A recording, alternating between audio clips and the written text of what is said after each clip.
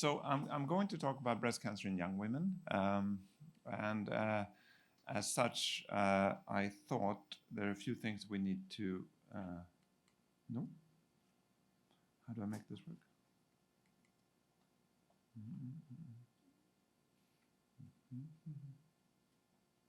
So while we're getting this to work, I want you to pay attention to this number, 1 in 13.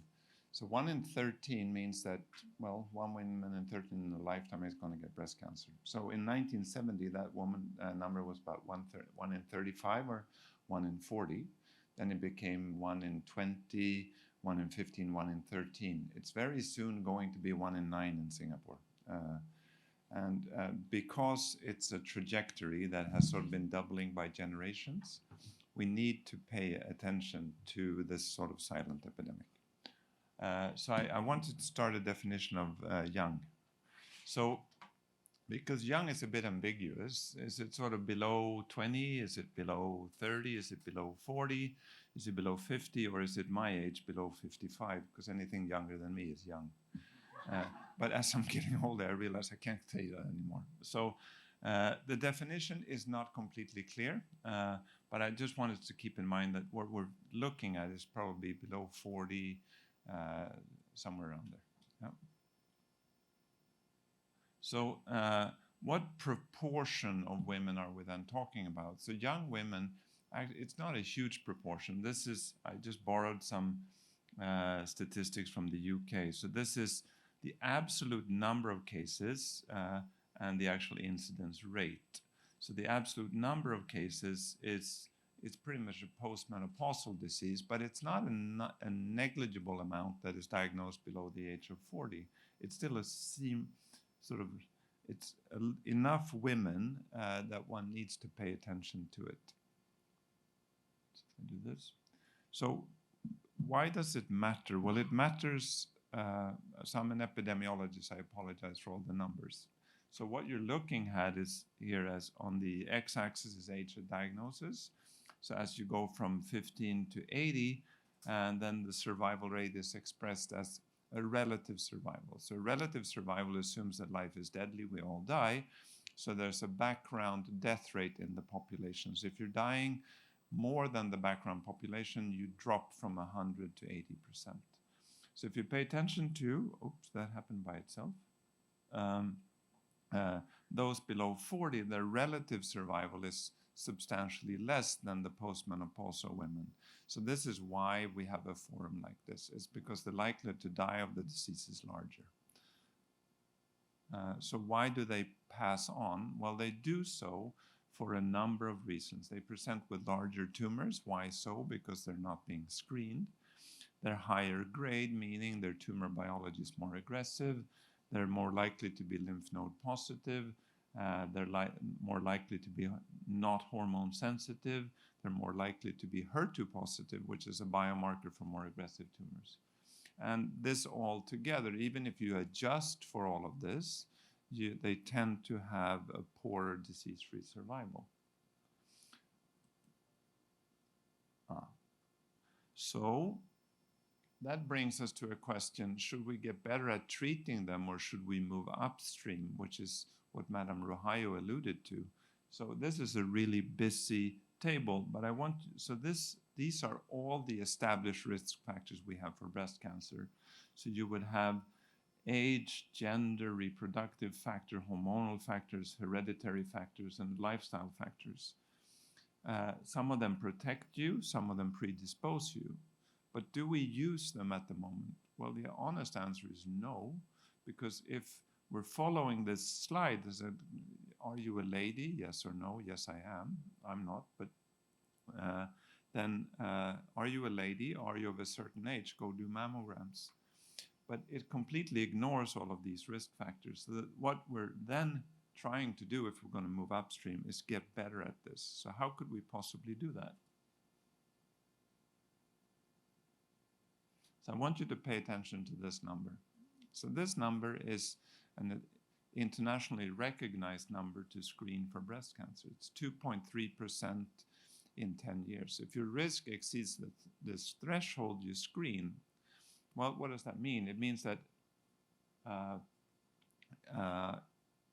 at the point in time in the population when 2 women out of 100 get breast cancer, it's time to go and check. But this is an average. So what's the problem with average is that, well, there are many problems. Let's see if I can, So the first thing to do is we need to understand that some women have higher risk. So this is one way to understand risk. So this is work we've done together with Joanne and myself and Mei here, where we've characterized a whole bunch of rare genes, or not extremely rare, but reasonably not common. And if you're a carrier of those genes, now your absolute risk is actually approaching 1 in 2. So that's not the 2 in 100, now it's 1 in 2. But we don't know who these women are. Had we known, we'd be able to do something meaningful. So then the next thing to pay attention to is that risk is a continuum. So we had an average of 2 in 100 where we screen, or a very high risk where 1 in 2. But it's a continuum where we start from an extremely low risk to low, to medium, to elevated, to high. But we're not being able to characterize women's risk. But now we actually can. So let me sort of talk about how. How do we establish that risk? Well, we use a multipronged approach. And the multipronged approach would be, again, in a paper that's been coming out of Mei's group just recently. We use Singaporean data. So I thought I'd use Singaporean data because we're in Singapore. So this is using 24,000 women and now asking women simple questions. Do you have a family history? What was your age at first menses? So a few things that is put together to establish risk using something called a Ngeow model. Now, if you do so, you realize the curves here, depending on where you fall into this sort of distribution of risk, having the highest percentile or the lowest percentile. Now look at the threshold, that dotted line. That's actually that 2 in 100 or 1 in 50 threshold. So if we actually knew, you should be able to start screening at the age of 40 for some of them, right? Not 50, but 40. Now, the next thing we learned in similar work coming out of Mei's group is that we can't use one way to establish a risk. We need to do a few things. We need to do a blood test where we understand the genetics, both high penetrant genes and common variants. We need to do a questionnaire, which we call the Ngeow model. We need to ask women, do you have a family history? And once we put together this multi-pronged approach, you realize that we actually find all women.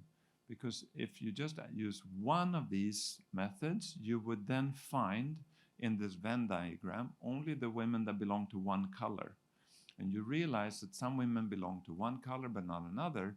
So you need to use several methods to understand women who are of elevated and high risk. You can't just use one. So why is this important? It's important for the following reason. So the women who are diagnosed in Singapore who are below the age of 50, they're about 1/3. So at the moment, Madame Rohayo, she mentioned that you get subsidized from the age of 50 onwards. You're allowed to participate from 40 onwards, but there's a large group of women who actually are diagnosed prior to this age. So we need to find a way to find them and be able to prevent these women from being diagnosed at a later stage. So one way to do so, besides scale, is using common variants. Again, this is a busy graph, a simple blood test. So what this does is that we use something called a polygenic risk score. It's a simple genetic test. All you need to donate is a bit of DNA. And using this test, or PRS, again, finding individuals who are in the highest 95th percentile versus those who are in the lowest percentile, the absolute risk now, some are substantially below that threshold to screen, some are above it. So why is this important? Well, it's important for the following reason. If you look at the blue dotted line, those in the highest risk group of this polygenic risk score, they should screen from the age of 35. Meaning, had we known, we'd be able to check them and diagnose them a lot earlier. Then there's that green box. You see that there's a whole bunch of women who are of low risk, meaning do they need to screen as often as we screen? So just by peeling away layers at questionnaires and genetics, we can actually bin women into different risk. So then comes what's on the horizon for young women. It's something that is put together in part in an Envision statement. So there's a bunch of stakeholders worldwide that have come together to say we need to do better. We need to start with a risk assessment of the entire population at a younger age. You risk stratify into low, intermediate, high, and very high, and then you act on it to, in the end, be able to reduce the likelihood of dying of breast cancer.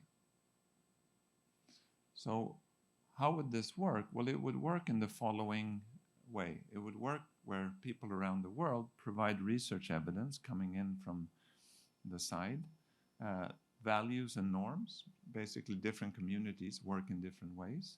You have healthcare systems. Singapore has a particular one, so whatever we do needs to fit into this healthcare system, where we then develop a risk stratified program, where we're going to discuss who participates, how, what, which, when, and you superimpose cost, because cost is important.